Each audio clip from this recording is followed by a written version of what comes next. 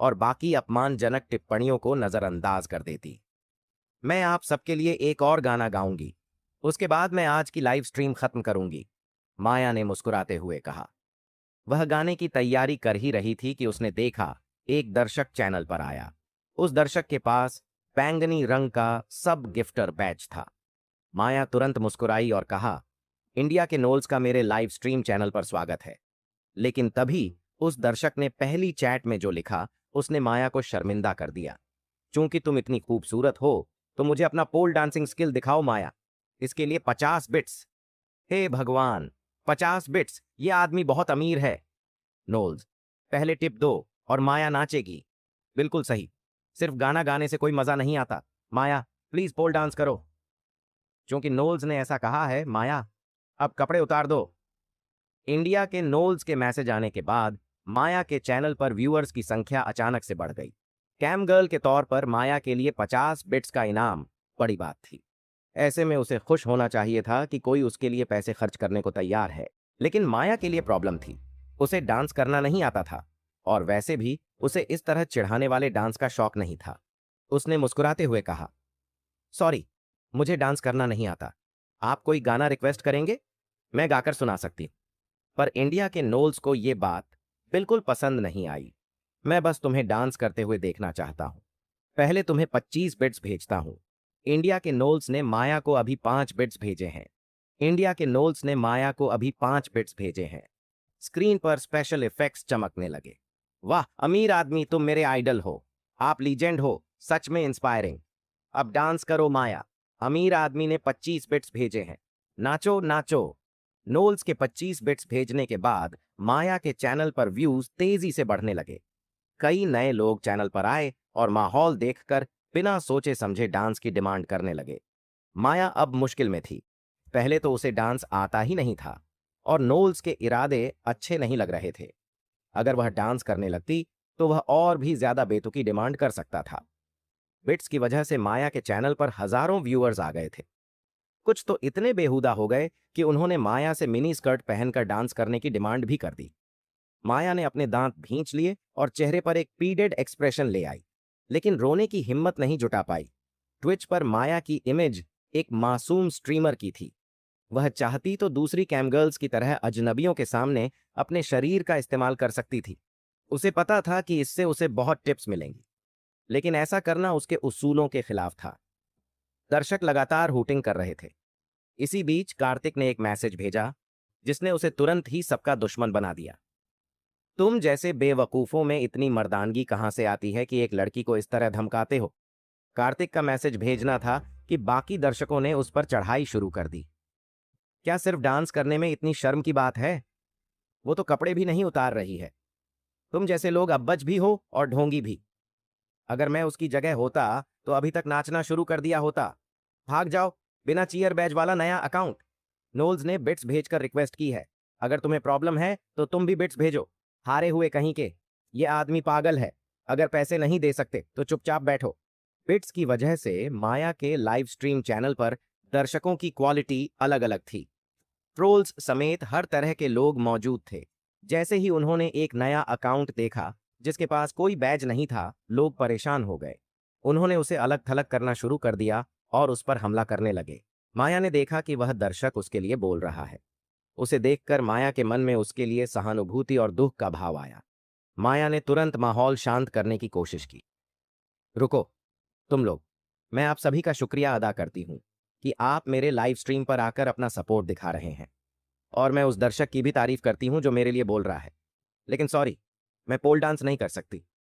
कमरे के अंदर कार्तिक ने अपने फोन में चैट देखी। उसका चेहरा गुस्से से काला पड़ गया।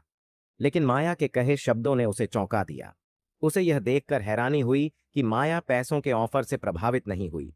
जब इतने सारे टिप्स आने लगें तो अपने सिद्धांतों पर टिके रहना सचमुच मुश्किल होता है। अब तक कार्तिक हमेशा यही सोचता था कि माया एक घमंडी लड़की है जो पूरे दिन खुले कपड़े पहनती है और सिर्फ अमीर लड़कों का ध्यान खींचने की कोशिश करती है। लेकिन अब उसे महसूस हुआ कि बाहर से खुली हुई दिखने वाली माया अंदर से काफी सिद्धांतवादी है। मैं तुमसे फिर पूछता हूं, क्या तुम डांस करोगी या नहीं? इंडिया के नोल्स का मैसेज फिर आया, लेकिन इस बार माया ने उसे इग्नोर करना सही समझा। भाड़ में जाओ कुत्ती, ये दिखावा बंद करो। तुम मासूम होने का नाटक करने वाली कुतिया हो। सुन लो, मैं चाहूं तो ट्विच पर तुम्हारी पूरी पॉपुलैरिटी खत्म कर सकता हूं। माया ने देखा कि नोल्स का गुस्सा अब गंदी बातों पर उतर आया है। उसके चेहरे के भाव बदल गए। उसने गुस्से में दांत भींचते हुए जवाब दिया, अपनी भाषा पर कंट्रोल रखो। नोल्स ऑफ इंडिया, मैं तुम्हारे सपोर्ट के लिए शुक्रिया अदा करती हूं, लेकिन अगर तुम्हें मेरा काम पसंद नहीं है तो तुम चैनल छोड़ सकते हो।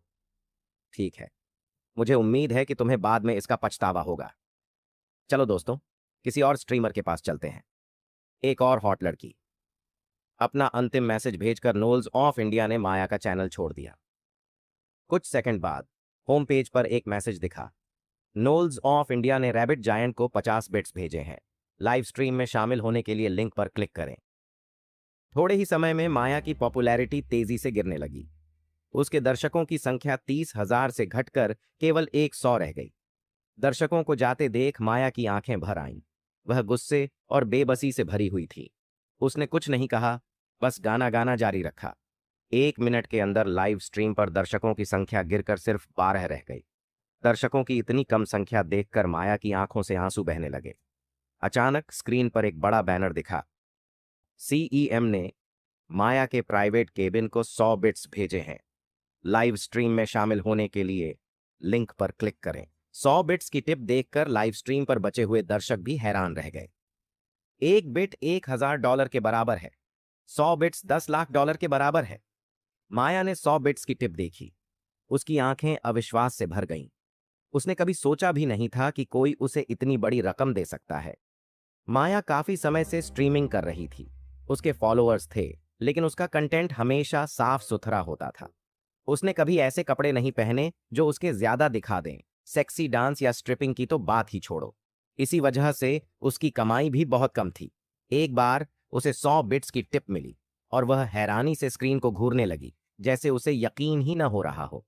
लेकिन जब कार्तिक ने उसे 100 बिट्स भेजे तो माया की किस्मत बदल गई। उसकी ऑडियंस रातों रात 1,000 से बढ़कर 20,000 हो गई। सीआईएम कौन है? उसने एक बार में $1 लाख दे दिए। क्या ये सच है? जो लोग नए अकाउंट्स को बेकार समझते थे, अब चुप हो जाएं। माया, अब तुम्हारे पास कोई बहाना नहीं है। ये अमीर आदमी तुम्हारा इतना सपोर्ट कर रहा है। अमीर आदमी? मेरी उम्र 18 साल है, टांगें लंबी हैं और कमर पतली है। मेरी तरफ देखो, ये मेरा नंबर है, 110000। चलो मजे करते हैं। चैट में हर कोई बस CWM के बारे में बातें कर रहा था। कुछ लोग तो सिर्फ अमीर आदमी की नजर में आने के लिए खुद को पेश करने लगे। कार्तिक ने ये सब पढ़ा और चुपचाप मुस्कुरा दिया। $1 लाख किसी आम इंसान के लिए साल भर की कमाई होगी, लेकिन उसके लिए ये कोई बड़ी बात नहीं थी। दूसरी तरफ माया इतनी शॉक थी कि वह कार्तिक को धन्यवाद देना ही भूल गई। सीआईएम, क्या हीरो बनने की कोशिश कर रहे हो? मैंने कहा था मैं इस स्ट्रीमर को बैन कर दूंगा, और तुमने इसे टिप्स भेज दी। आखिर तुम क्या साबित करना चाहते हो? ये इंडिया के नोल्स का मैसेज था, जो चैट में फिर से उभर आया। कार्तिक ने हल्का सा उपहास किया, लेकिन कोई जवाब नहीं दिया। अमीर बनते हो ना बेटा? चलो शर्त लगाते हैं। मैं रैबिट जायंट का सपोर्ट करूंगा और तुम माया का। जो हारेगा उसे सबके सामने बेवकूफ बनना पड़ेगा। इंडिया के नोल्स ने गुस्से में कहा। चैट और गर्म हो गई। लड़ो, उससे डर मत। हाँ, उसे हराओ। माया ने तुरंत दखल दिया। सीआईएम, आपके टिप्स के लिए शुक्रिया, लेकिन प्लीज इन लोगों की बातों को इग्नोर करें। इस बीच इंडिया के नोल्स ने रैबिट जायंट को गिफ्ट्स देना शुरू कर दिया। इंडिया के नोल्स ने रैबिट जायंट को 10 बिट्स भेजे हैं। इंडिया के नोल्स ने रैबिट जायंट को 30 बिट्स भेजे हैं। इंडिया के नोल्स ने रैबिट जायंट को 50 बिट्स भेजे हैं। जल्द ही उसने रैबिट जायंट को $20,000 के गिफ्ट्स भेज दिए, जबकि माया को अभी तक कुछ नहीं मिला था। CYM, क्या आप सच में हाई रोलर हो? डर गए क्या? मैं दिखाता हूं असली हाई रोलर क्या होता है। CIM, बोल, क्यों नहीं रहे ढोंगी कहीं के? माया को अगर तुमसे प्यार करना है तो उसे पाने के बारे में सोचना भी मत। कार्तिक शांत रहा, लेकिन नोल्स और बाकी दर्शक लगातार उसे ताने मारते रहे। धीरे धीरे कार्तिक के सपोर्टर्स भी उसका मजाक उड़ाने लगे।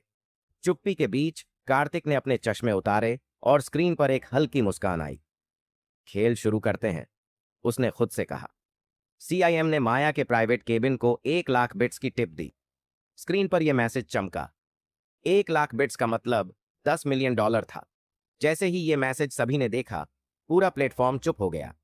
दर्शक और खुद माया दंग रह गई। उसकी आंखें फटी रह गईं। उसे यकीन नहीं हो रहा था कि कोई उसे एक बार में इतनी बड़ी टिप दे सकता है। हे भगवान, एक और 1,000 बिट टिप। ये वाकई अमीर आदमी है। CIM। आखिर कौन है? ये आदमी वाकई उदार है। चुप्पी के बाद माया के लाइव स्ट्रीम पर दर्शकों की संख्या अचानक 5 लाख तक पहुंच गई। चैट सेक्शन धमाके की तरह भरने लगा। माया स्क्रीन की तरफ देखती रह गई, जैसे कुछ समझ ही नहीं पा रही हो। इंडिया के नोल्स कहाँ हैं? क्या वो शर्त नहीं लगाना चाहता था? नोल्स, अब क्या हुआ? क्यों चुप हो? डरो मत, टिप करते जाओ। इंडिया के नोल्स, जो पहले कार्तिक का मजाक उड़ा रहा था, अब कहीं गायब हो गया। दूसरी तरफ कार्तिक को टिप देने के बाद उसका फोन लगातार वाइब्रेट हो रहा था। बहुत सारे स्ट्रीमर्स ने उसे प्राइवेट मैसेज भेजे। कुछ ने तो अपनी बहुत ही बोल्ड तस्वीरें भेज दीं, जिनमें उनके क्लीवेज साफ दिख रहे थे। लेकिन कार्तिक ने किसी भी मैसेज की परवाह नहीं की। CIM, शुक्रिया, बहुत बहुत शुक्रिया। आपका फेसबुक अकाउंट क्या है? मैं आपको फ्रेंड रिक्वेस्ट भेजना चाहती हूँ। माया की आवाज भावुक हो गई। वह पहले जैसी ठंडी नहीं लग रही थी, बल्कि काफी फ्रेंडली और अट्रैक्टिव हो गई थी। कार्तिक ने चैट में लिखा, ठीक है, अब मैं सोने जा रहा हूं। Good night. उसने ट्विच बंद किया और सोने की तैयारी करने लगा। बिस्तर पर लेटते ही उसके ख्याल 3 साल पहले की उसकी जिंदगी पर चले गए। उसने सोचा, मैंने अंजलि और खुद को पालने के लिए 3 साल तक फूड डिलीवरी की, हर दिन मेहनत की, लोगों के ताने सहे। लेकिन अब मैं उस मुकाम पर पहुंच गया हूं जहां से दुनिया को दिखा सकता हूं। उन लोगों को उनकी गलतियों का एहसास करवाना बाकी है। वह हल्के से मुस्कुराया और फिर फुसफुसाया, तुम्हें अमीर आदमी चाहिए था अंजलि। अगर तुमने मुझे छोड़कर नहीं गया होता तो आज तुम दुनिया की सबसे अमीर लड़की होती।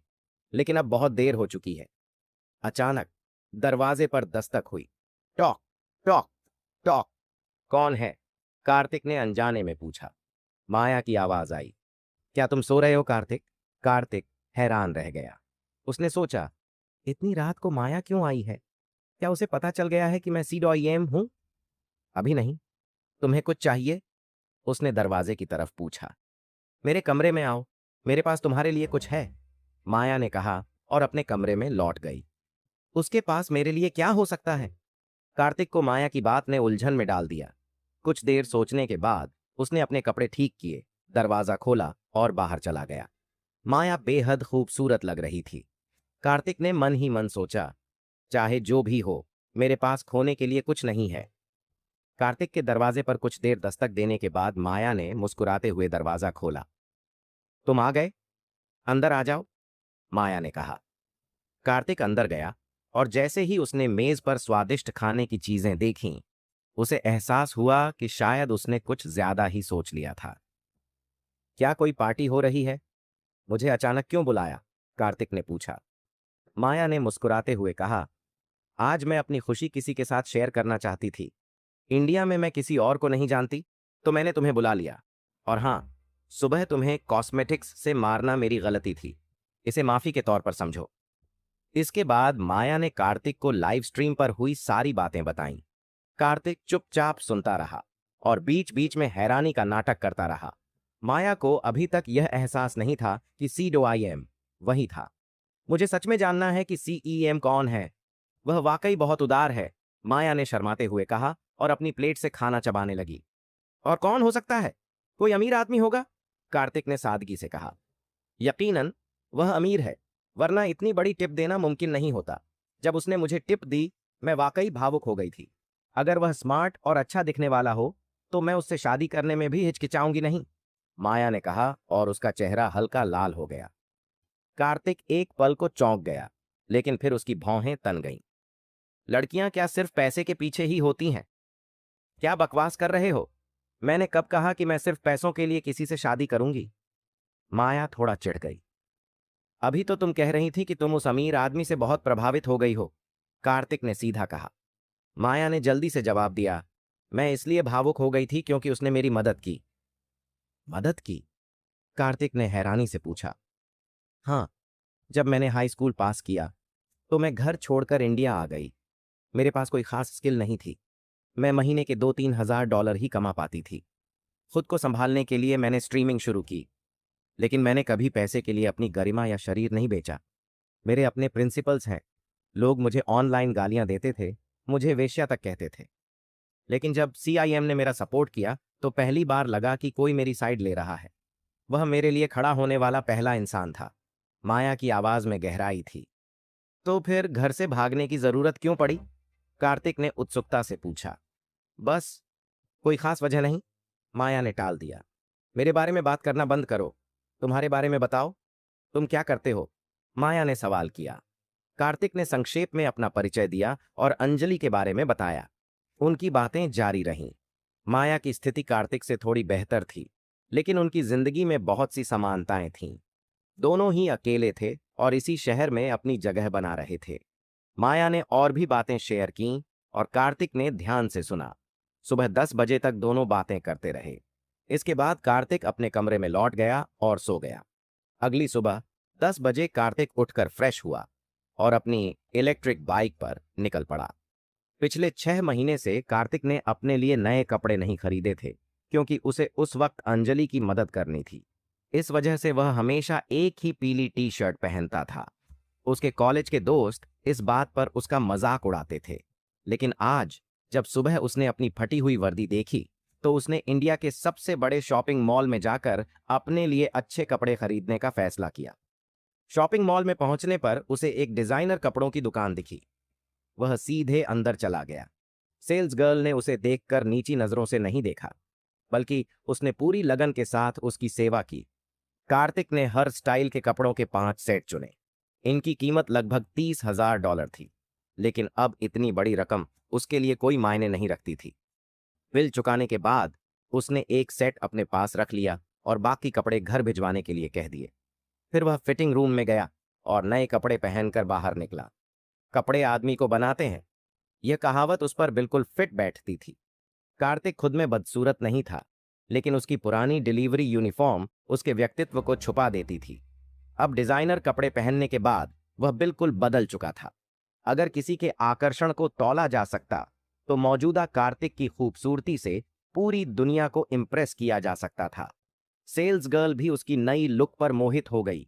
उसकी आंखों में चमक थी और जाते जाते उसने कार्तिक को आंख मार दी। फैशन स्टोर से बाहर निकलते ही कार्तिक ने लंबी सांस ली।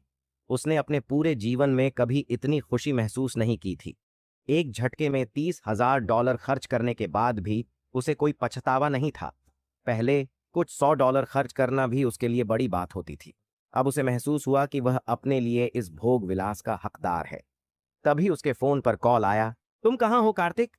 काउंसलर की क्लास थोड़ी देर में शुरू होने वाली है। तुम अभी तक क्यों नहीं आए? यह उसके दोस्त सिद्धार्थ का फोन था। मैं बस आ रहा हूं, कार्तिक ने जवाब दिया। उसने अपनी इलेक्ट्रिक बाइक उठाई और कैंपस की ओर चल दिया। जूनियर होने की वजह से उसे ज्यादा क्लास में अटेंडेंस नहीं देनी पड़ती थी, लेकिन काउंसलर की क्लास जरूरी थी। पहली बात, वह काउंसलर की क्लास मिस करने की हिम्मत नहीं कर सकता था, और दूसरी बात, काउंसलर रेचल वेलेस को वह नाराज नहीं करना चाहता था। 10 मिनट बाद कार्तिक लेक्चर हॉल पहुंच गया। उस वक्त काउंसलर अपना लेक्चर दे रही थी। उसने धीरे से दरवाजा खटखटाया। अंदर आइए, एक धीमी और सख्त आवाज आई। कार्तिक ने दरवाजा खोला और अंदर चला गया। उसकी नजर सीधा पोडियम पर गई, जहां एक बेहद आकर्षक महिला बैठी हुई थी। उसने सफेद शर्ट पहन रखी थी जो उसके बस्ट को हाईलाइट कर रही थी। नीचे उसने एक टाइट स्कर्ट पहनी हुई थी जो उसके कर्व्स को और खूबसूरत बना रही थी। उसकी हाई हील्स में ढकी लंबी और स्लिम टांगें बेहद आकर्षक लग रही थीं। ये महिला और कोई नहीं बल्कि कार्तिक की कॉलेज काउंसलर रेचल वेलेस थीं। तुम देर से क्यों आए? रेचल ने कार्तिक को ऊपर से नीचे तक देखा और थोड़े गुस्से भरे लहजे में पूछा। और क्या होगा, अगर ऐसा इसलिए है क्योंकि उसने कल रात सभी को खाने पर बुलाकर अमीर होने का दिखावा किया था। अब जब उसने सारा पैसा खर्च कर दिया है तो उसे फिर से डिलीवरी करने जाना होगा। विक्रांत ने जोर से ताना मारा। विक्रांत की बात सुनकर क्लास में सभी हंसने लगे। क्या मैंने तुमसे कुछ पूछा? तुम इतने व्यस्त क्यों हो? रेचल ने विक्रांत को घूरते हुए डांट लगाई। यह सुनकर विक्रांत तुरंत चुप हो गया। इंडिया यूनिवर्सिटी में अफवाह थी कि रेचल की पृष्ठभूमि इतनी शक्तिशाली है कि चांसलर भी उससे पंगा लेने की हिम्मत नहीं करते। इसलिए विक्रांत ने तुरंत चुप रहकर समझदारी दिखाई। मुझे माफ करें मैम, मैं आज सुबह देर तक सो गया। कार्तिक ने शांत स्वर में जवाब दिया। बाहर जाओ और गलियारे में खड़े हो जाओ, और अगर अगली बार देर से आए तो मेरी क्लास में आने की जरूरत नहीं है, रेचल ने ठंडे लहजे में कहा। ठीक है।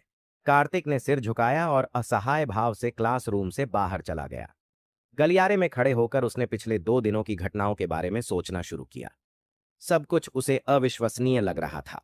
कल ही अंजलि ने उसे छोड़ दिया था क्योंकि वह दिवालिया हो गया था और उसके दोस्तों ने उसका मजाक उड़ाया था, लेकिन अब वह दुनिया का सबसे अमीर आदमी बन गया था।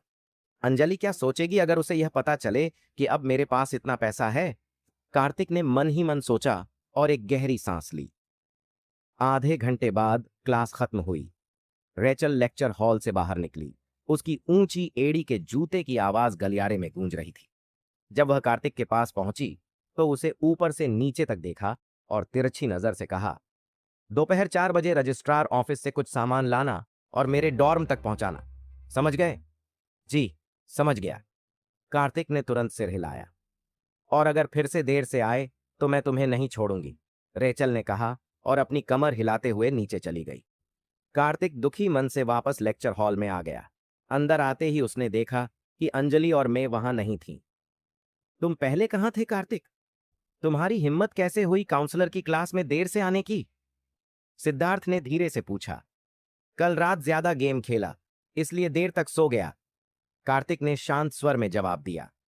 तुम लॉटरी जीतने के बाद बहुत ज्यादा उत्साहित हो गए होंगे, है ना? सूर्यांश ने मुस्कुराते हुए कहा। कितने पैसे जीते? ज्यादा नहीं, बस 1 लाख के आसपास, कार्तिक ने मुस्कुराते हुए कहा। हे भगवान, 1 लाख ज्यादा नहीं है, तुम तो अमीर बन गए, सूर्यांश ने आश्चर्य से कहा। कार्तिक इस पर ज्यादा बात करने के मूड में नहीं था। उसने इधर उधर देखा और पूछा, आयुष, अंजलि और बाकी लोग कहाँ हैं? क्या वे आज क्लास में नहीं आए? तुम्हें नहीं पता? कल हमारे जाने के बाद अंजलि, मैं और रश्मि का किसी गुंडे के साथ झगड़ा हो गया था। ऐसा कहा जा रहा है कि उस गुंडे के कुछ कनेक्शन हैं। वह आज सुबह अंजलि, मैं और रश्मि को ले जाने के लिए कैंपस में आया था। आयुष को उन्हें बचाने के लिए अभी जाना चाहिए था, सिद्धार्थ ने जल्दी से समझाया। जब से वह आयुष के पीछे पड़ी है, अंजलि एक अलग इंसान बन गई है, बहुत घमंडी हो गई है। मैंने सुना है उसने उस गुंडे को लात मारी थी, लेकिन उसे ये नहीं पता था कि उस आदमी की पृष्ठभूमि भी कुछ ऐसी ही होगी, सूर्यांश ने भी टिप्पणी की। कार्तिक ने यह सुना तो वह उपहास भरी हंसी रोक नहीं सका। इस बीच टस्क नामक बार के एक प्राइवेट लाउंज में कुछ बदमाश सोफे पर बैठे मूंगफली खा रहे थे और शराब की छोटी बोतलें पी रहे थे। अंजलि, मैं और रश्मि चिंतित चेहरों के साथ कमरे के कोने में दुबकी हुई थीं। उस वक्त अंजलि को बहुत पछतावा हो रहा था। उसने कभी नहीं सोचा था कि उस गोरे लड़के की पृष्ठभूमि इतनी स्ट्रांग होगी। अगर उसे पता होता कि वह गोरा लड़का कौन है तो वह उसे अपनी हाई हील्स से कभी नहीं मारती। उस गोरे लड़के का नाम तन्मय नोल्स था। तन्मय का नाम इतना बड़ा नहीं था, लेकिन उसका बड़ा भाई हर्षित नोल्स था। हर्षित नोल्स इंडिया यूनिवर्सिटी के पास एक कुख्यात गैंगस्टर था। बार, कराओके बॉक्स और आसपास के सभी शॉवर सेंटर, ये सभी जगहें हर्षित के कंट्रोल में थीं। अगर किसी ने यूनिवर्सिटी में हर्षित से पंगा लिया तो उसका अंजाम अच्छा नहीं होता था। बैंग बैंग, अचानक प्राइवेट लाउंज के बाहर जोरदार दस्तक हुई। अंदर आओ, हर्षित ने ठंडे लहजे में कहा। आयुष घबराए हुए चेहरे के साथ अंदर आया। उसने झुककर कहा, हेलो पीट। ओह, ये तुम हो ब्रैंडन? हर्षित ने ऐसा दिखाया जैसे वह आयुष को जानता हो। उसके चेहरे पर हल्की मुस्कान आ गई। अंजलि, मैं और रश्मि ने यह देखा तो उनकी आंखों में उम्मीद की एक किरण दिखाई दी। अगर आयुष हर्षित को जानता होता तो शायद यह प्रॉब्लम सुलझ सकती थी। पीट, मुझे माफ कर दो, मेरी गर्लफ्रेंड को कुछ भी पता नहीं था और उसने तुम्हारे छोटे भाई को मारा। क्या तुम मेरी खातिर इन्हें जाने दोगे? मैं फ्यूचर में तुम्हारा कर्ज जरूर चुकाऊंगा, आयुष ने विनम्रता से कहा। हो, चूंकि मिस्टर वासुकी ने रिक्वेस्ट की है तो मैं इसे मान लूंगा, हर्षित ने हल्की हंसी के साथ कहा। मैंने पहले अपने छोटे भाई को इन तीनों का स्वाद चखने देने का प्लान बनाया था, लेकिन चूंकि तुमने कहा है तो इसे छोड़ देता हूं। हाँ, मेरे भाई के मेडिकल खर्च का इंतजाम करना होगा, उसके बाद तुम इन्हें ले जा सकते हो। मेडिकल खर्च कितना है? आयुष ने झिझकते हुए पूछा। तुम्हारी गर्लफ्रेंड ने नुकसान किया है तो उसे $1 लाख देने होंगे, बाकी दोनों 50-50 हजार देंगी, हर्षित ने अंजलि की तरफ इशारा करते हुए कहा। यह सुनते ही आयुष का चेहरा सफेद पड़ गया। आयुष के चेहरे पर एक कठोर भाव आ गया।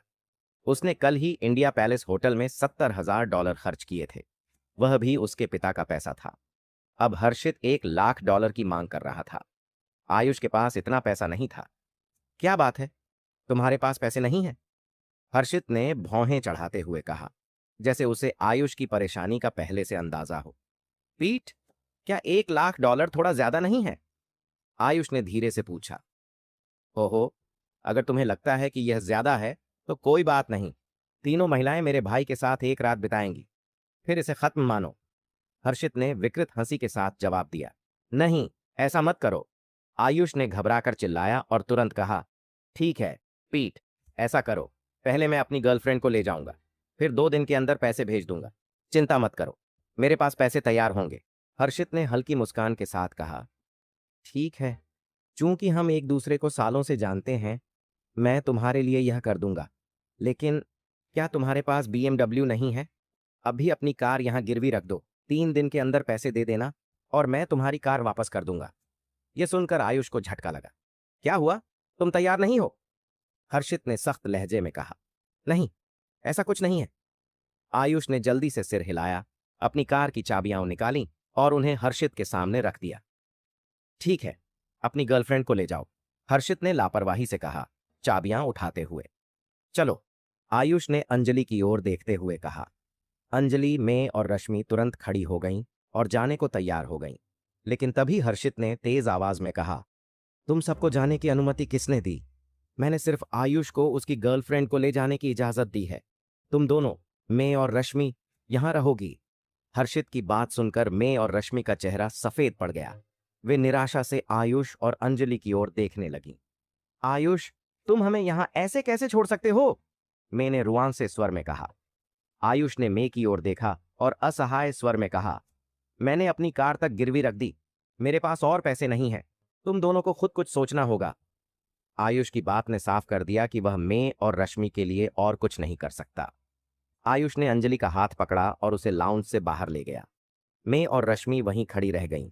उनके चेहरे डर और गुस्से से भरे हुए थे। उन्हें यकीन नहीं हो रहा था कि आयुष उन्हें इस तरह छोड़ देगा। तो क्या तुम दोनों पैसे देकर अपनी जान बचाना चाहती हो, या फिर मेरे छोटे भाई के साथ यहां रात बिताने की सोच रही हो? हर्षित ने बियर की बोतल उठाते हुए उनसे पूछा। मे के आकर्षक फिगर और खुली ड्रेसिंग की वजह से हर्षित की नजरें उस पर अटकी थीं। उसका गहरा टॉप और माइक्रो मिनी स्कर्ट उसकी खूबसूरती को और बढ़ा रहे थे।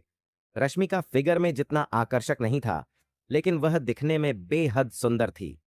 यूनिवर्सिटी की गिनी चुनी सुंदरियों में से एक थी। दोनों लड़कियां हर्षित के सामने चुप खड़ी थीं। उनकी आंखों में डर साफ झलक रहा था। रश्मि की बात करें तो उसका फिगर खास नहीं था, लेकिन वो बहुत सुंदर थी। वह इंडिया यूनिवर्सिटी की उन लड़कियों में से थी जो सबका ध्यान खींच लेती थीं। हर्षित, हम पैसे देंगे, मैं डरते हुए बोली। उसके हाथ कांप रहे थे। उसने झट से अपना फोन निकाला और कॉल करना शुरू कर दिया। रश्मि, जो मैं के पास बैठी थी, उसने भी अपने दोस्तों को कॉल करना शुरू कर दिया। हालांकि मैं और रश्मि दोनों अमीर फैमिली से थीं, लेकिन वो खुद इतने पैसे वाले नहीं थे। $50,000 उनके लिए एक बहुत बड़ी रकम थी। 10 मिनट बाद उन दोनों ने अपने सभी फेसबुक फ्रेंड्स से मदद मांगी, लेकिन कोई भी पैसे देने को तैयार नहीं था। मैं अब क्या करें? मेरा कोई दोस्त मुझे पैसे उधार देने को तैयार नहीं है, रश्मि ने लगभग रोते हुए कहा। वो इतनी परेशान थी कि उसका गला रुंधा हुआ था। मुझे क्या पता, मेरे दोस्तों ने भी मना कर दिया है। सब कह रहे हैं कि उनके पास पैसे नहीं हैं, मैंने बेबसी से कहा। रश्मि ने थोड़ी देर सोचा और फिर धीरे से बोली, मैं आज अंजलि ने बताया था कि कार्तिक ने लॉटरी स्क्रैच कार्ड से जैकपॉट मारा है, इसलिए उसके पास कल सबको पार्टी देने के पैसे थे। क्यों ना उससे मदद मांगी जाए? लेकिन हमने कल उसे बहुत बेइज्जत किया था, क्या वो हमारी मदद करेगा? मैंने झिझकते हुए पूछा। अभी हमारे पास और कोई ऑप्शन नहीं है, एक बार कोशिश तो करते हैं, रश्मि ने कहा। ठीक है, मैंने मजबूरी में सिर हिलाया और कार्तिक का नंबर डायल किया। क्लासरूम में कार्तिक ने मे की कॉल देखी। उसे अंदाजा था कि कॉल किस लिए है, इसलिए उसने तुरंत कॉल काट दी। मैंने हार नहीं मानी और दोबारा कॉल किया। कौन है? कार्तिक ने अनजान अंदाज में पूछा। कार्तिक, मैं हूं। मुझे अभी $1,00,000 की जरूरत है, क्या तुम मदद कर सकते हो? मैंने अपनी बात सीधे कह दी, लेकिन उसकी आवाज में घबराहट साफ झलक रही थी। मैं तुम्हें पैसे क्यों दूं? कार्तिक ने ठंडे स्वर में कहा। तुम। मैं उसकी बात सुनकर हैरान रह गई। उसने गुस्से में कहा, क्या तुमने अंजलि से अभी ब्रेकअप नहीं किया है? अगर तुम मुझे पैसे दे दोगे तो मैं तुम्हारी गर्लफ्रेंड बन जाऊंगी। मेरी शक्ल अंजलि से कम नहीं है और मेरा फिगर तो उससे बेहतर ही है। तुम मेरी गर्लफ्रेंड बनना चाहती हो? कार्तिक हंस पड़ा। फिर उसने मजाकिया लहजे में कहा, तुम्हें लगता है कि तुम इसके लायक हो? कार्तिक, तुम अपनी हद पार कर रहे हो। ये तुम्हारा जैकपॉट का पैसा ही है, कोई बड़ी बात नहीं। क्या मैं इतनी भी लायक नहीं हूं? मे को गुस्सा और शर्मिंदगी दोनों महसूस हुए। ठीक है, कार्तिक ने कहा, मैं तुम्हें बचाने आ सकता हूं, लेकिन एक शर्त है। तुम और मैं एक होटल में रात बिताएंगे। क्या कहती हो? तुम। मे को ऐसा जवाब मिलने की उम्मीद नहीं थी। उसका चेहरा लाल हो गया। तुम्हें सोचने के लिए आधा मिनट देता हूं। आखिर कॉल चार्ज भी महंगे होते हैं, कार्तिक ने बेरुखी से कहा। मैंने अपना फोन पकड़ा और खुद को उस गोरे लड़के की तरफ मुड़ने से नहीं रोक पाई। उसे अभी गोरे लड़के और कार्तिक में से किसी एक को चुनना था। कार्तिक की हालत थोड़ी खराब थी, लेकिन वो दिखने में अच्छा था। पूरे साल खाना डिलीवर करने की वजह से उसका शरीर काफी मजबूत और मर्दाना लगता था। अगर मे को उन दोनों में से किसी को चुनना पड़े तो वो कार्तिक को चुनना पसंद करेगी। ये तो बस उसके साथ एक रात बिताने जैसा है। ये उस गोरे गुंडे के हाथों में पड़ने से बेहतर है, मे ने खुद से कहा। कल टीवी ने कुछ ऐसा कहा था जिससे उस गोरे लड़के को बहुत बुरा लगा। कौन जानता है कि अगर मैं उसके साथ रात बिताऊं तो वो मेरे साथ क्या करेगा। मे ने अपने ऑप्शन पर ध्यान दिया। उसने अपने होंठ काटे और कहा, ठीक है कार्तिक, मैं ये करूंगी। कार्तिक ने उसका जवाब सुनते ही तुरंत फोन काट दिया। वो थोड़ा इमोशनल हो गया। वो मे यंग, जो मुझे हर तरीके से अपमानित करती थी, अब $1,00,000 के लिए मेरे साथ सोने को तैयार है, उसने खुद से सोचा। इस दुनिया में वेश्यावृत्ति गरीबी से ज्यादा एक्सेप्टेबल थी। शाम के समय एक प्राइवेट लाउंज के अंदर। तो कार्तिक ने क्या कहा? क्या वो हमें पैसे उधार देगा? रश्मि ने उत्सुकता से पूछा जब मैंने कार्तिक से बात खत्म की। हाँ, उसने हाँ कहा। मैंने हल्के से सिर हिलाया। कार्तिक के साथ हुई बातचीत अब भी उसके दिमाग में गूंज रही थी। मैंने कभी नहीं सोचा था कि उसे कार्तिक जैसे इंसेल से मदद मांगनी पड़ेगी, और कार्तिक उसे इस शर्त पर पैसे उधार देगा कि वो उसके साथ एक रात बिताएगी। मे के लिए ये बात एक्सेप्ट करना आसान नहीं था, लेकिन अगर वो $1,00,000 नहीं जुटा पाई तो उसका फ्यूचर कहीं ज्यादा खतरनाक हो सकता था। वो गोरा लड़का कुछ भी कर सकता था। मुझे नहीं पता था कि उसमें अभी भी थोड़ी इंसानियत बची है और वो हमें पैसे उधार देने को तैयार है, रश्मि ने कहा। यह सुनकर उसे थोड़ी राहत मिली। मैंने अपनी भौहें सिकोड़ी और रश्मि की तरफ पलटी। देखो, मैं तुम्हें ये पैसे उधार दे रही हूं। जब तुम्हारे पास पैसे होंगे तो मुझे वापस देना पड़ेगा। क्यों? क्या कार्तिक वो नहीं है जिसने हमें पैसे उधार दिए? रश्मि नाराज थी। रश्मि को लग रहा था कि अगर वो कार्तिक के साथ अच्छी बनेगी और उसका पक्ष लेगी तो कार्तिक कर्ज माफ कर सकता है। उसे पूरा भरोसा था कि वो कार्तिक जैसे लड़के को हैंडल कर लेगी। तुम्हें क्या लगता है कार्तिक इतना बेवकूफ है कि यूं ही पैसे उधार देगा? उसने ये पैसे सिर्फ इस शर्त पर देने को कहा है कि मैं उसके साथ एक रात बिताऊं।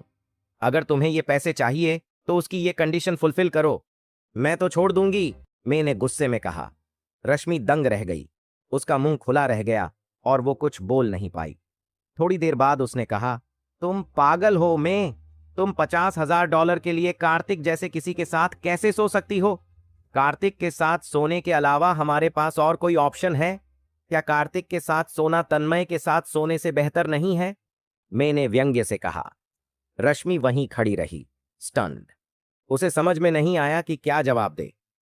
इस बारे में किसी और को मत बताना, वरना मैं वादा करती हूं कि मैं तुम्हें खुद मार डालूंगी, मैंने रश्मि को घूरते हुए कहा। मैं किसी को नहीं बताऊंगी, चिंता मत करो, रश्मि ने जल्दी से जवाब दिया। तन्मय सोफे पर बैठा अधीर हो रहा था। उसने गुस्से में मेज पर हाथ मारा और डांटते हुए कहा, क्या तुम दोनों ने अभी तक पैसे उधार लिए हैं? अगर कोई तुम्हारे लिए नहीं आया तो याद रखना, तुम दोनों मेरे पीछे आओगे। मेरा दोस्त थोड़ी देर में यहां आ जाएगा। तन्मय की बात सुनकर मे की आंखों में डर साफ झलक रहा था। 5 मिनट और। अगर 5 मिनट बाद भी तुम्हारा दोस्त नहीं आया तो तुम जानती हो कि क्या होगा, तन्मय ने अधीरता से कहा। मैं कोने में दुबकी हुई थी, डर के मारे सिर हिला रही थी, लेकिन बोलने की हिम्मत नहीं जुटा पाई। दस्तक, दस्तक, दस्तक। तभी किसी ने लाउंज के दरवाजे पर दस्तक दी। अंदर आओ, हर्षित ने दरवाजे की तरफ चिल्लाकर कहा। दरवाजा खुला और कार्तिक अंदर आ गया। उसे देखते ही मैं और रश्मि की आंखों में उम्मीद की चमक आ गई। मैं इनके लिए यहां हूं, कार्तिक ने मैं और रश्मि की ओर देखते हुए भावशून्यता से कहा। क्या तुम पैसे लेकर आए हो? हर्षित ने ठंडी आवाज में पूछा। वो सोफे के बीच में बैठा हुआ था और कार्तिक की तरफ देखा तक नहीं। कार्तिक ने अपने साथ लाए फूड डिलीवरी बैग को टेबल पर रखा और बोला, ये रहे $1,00,000।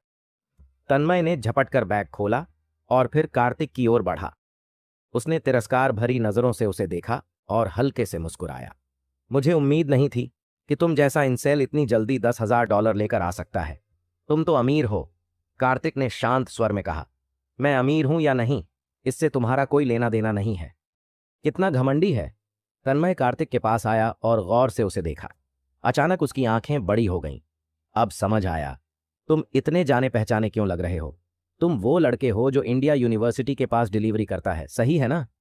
ये वही लड़का है, तन्मय के साथी ने कहा। मैंने इसे कई बार यूनिवर्सिटी के बाहर देखा है। तन्मय हंसने लगा। तो इस $1,00,000 के लिए तुम्हें कितनी बार डिलीवरी करनी पड़ी, और वो भी इन 2 लड़कियों के लिए? ये सच में वर्थ इट है? तन्मय के बगल में बैठे एक अन्य ने कहा। मैंने सुना है इसकी गर्लफ्रेंड ने इसे छोड़ दिया। 3 साल तक जो भी पैसे कमाए वो उस लड़की पर उड़ा दिए, और आखिरकार वो किसी अमीर लड़के के साथ भाग गई। मजेदार बात यह है कि उसे उस दिन पता चला जब उसने होटल में खाना डिलीवर किया और उस लड़के से टकरा गया। कितना पैथेटिक इंसान है। हाँ हाँ, ये लड़का तो असली इंसेल निकला। हीरो बनने की कोशिश कर रहा है, जबकि खुद को भी ठीक से खाना नहीं खिला सकता। हंसते हंसते मेरी जान निकल रही है, तन्मय ने ठहाका लगाया। बाकी लोग भी हंसने लगे। सभी की हंसी और ताने सुनने के बावजूद कार्तिक का चेहरा शांत था। वो अपनी जगह अविचल खड़ा रहा। उसके लिए ये लोग महज जोकरों का झुंड थे। हालांकि उनकी नजर में कार्तिक कायर लग रहा था। मैं और रश्मि ने कार्तिक को चुपचाप खड़े देखा। उसकी स्थिरता देखकर उनकी आंखों में घृणा झलकने लगी।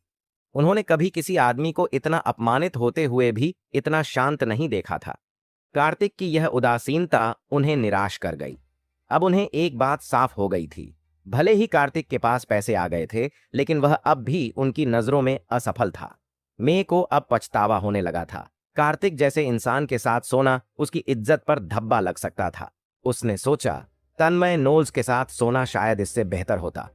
क्या आप सबकी हंसी खत्म हो गई? कार्तिक ने धीरे से अपना सिर उठाया और तन्मय की तरफ देखा। नहीं, अभी नहीं। हा हा हा, मुझे थोड़ा और हंसने दो, तन्मय ने पेट पकड़कर कहा। बड़े होते हुए मैंने तुम्हारे जैसा कोई नहीं देखा। सच में, मैं हंसते हंसते मर जाऊंगा, तन्मय ने जोर से हंसते हुए कहा। कार्तिक ने कुछ नहीं कहा। वह चुपचाप खड़ा रहा। रश्मि और मैं चुपचाप उसकी ओर देख रही थीं। तन्मय को अपनी हंसी रोकने में थोड़ी देर लगी। उसने कार्तिक की ओर देखा और बोला, ठीक है, चूंकि तुम पैसे लेकर आए हो, मैं तुम्हारे लिए मुश्किलें नहीं खड़ी करूंगा, लेकिन एक काम करो, मेरे जूते चाट कर साफ करो और मैं तुम सबको जाने दूंगा। तन्मय की बात सुनकर कार्तिक की नजरें अचानक सख्त हो गईं। उसने बिना पलक झपकाए तन्मय को देखा। कमरे में गहरा सन्नाटा छा गया। तन्मय ने महसूस किया कि कार्तिक शायद ऐसा करने के मूड में नहीं था। उसने घुड़की देते हुए कहा, क्या तुम बहरे हो? मैंने कहा, मेरे जूते चाट कर साफ करो।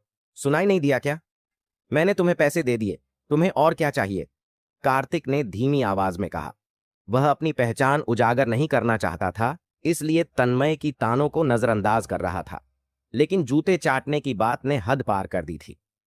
तुमने मेरी बात नहीं सुनी क्या? मैंने कहा, मेरे जूते साफ करो, फिर मैं तुम्हें इनके साथ जाने दूंगा, तन्मय ने जिद से कहा।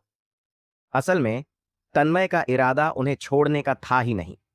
आखिरकार मैं और रश्मि जैसी खूबसूरत लड़कियों से मुलाकात आसान नहीं थी। यही वजह थी कि तन्मय जानबूझकर कार्तिक को नीचा दिखाने की कोशिश कर रहा था। अगर कार्तिक सचमुच जूते चाटने लगता तो तन्मय उसे शर्मिंदा करने का कोई और तरीका निकाल लेता। कार्तिक, तुम वहां क्यों खड़े हो? जल्दी करो और करो जो कहा गया है। जब तुम यह कर लोगे तो हम यहां से चले जाएंगे, मैंने चिढ़कर कहा। जब उसने देखा कि कार्तिक अब भी चुप खड़ा है, मैं की बात सुनकर कार्तिक की आंखें ठंडी हो गईं। उसने कभी नहीं सोचा था कि मैं ऐसा कहेगी। वह तो उन दोनों को बचाने के लिए यहां आया था। क्या तुमने सुना बेवकूफ? जल्दी करो और मेरे जूते चाट कर साफ करो, फिर तुम जा सकते हो, तन्मय ने हंसते हुए कहा।